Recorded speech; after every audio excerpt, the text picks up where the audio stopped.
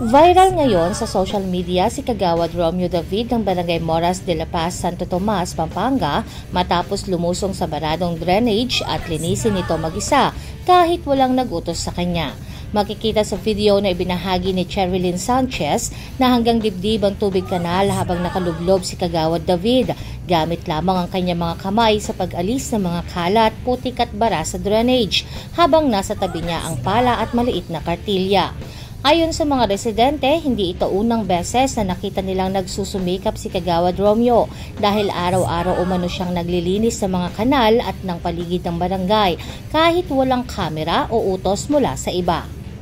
Umani na ng mahigit 800,000 views, 4,900 reactions at higit 700 shares ang naturang video sa Facebook kung saan bumuhos ang mga papuri mula sa mga netizen.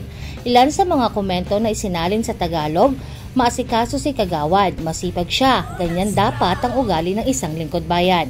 May nagsabi namang araw-araw po ganyan ang ginagawa niya. Nililinis niya ang buong Moras at siya rin ang nagpuputol ng damo. Ang galing mo, Kagawad Romeo David. Habang isa ay nagsabing, sana po lahat ng mga opisyal ay gaya niya. May edad na si Kagawad pero patuloy pa rin kumikilos at nagsusumikap. Marami ang humiling na sana ay maging inspirasyon si Kagawad David sa iba pang mga opisyal ng barangay at lokal na pamahalaan na sa halip na puro salita ay kumilos mismo para sa kalinisan at kapakanan ng komunidad.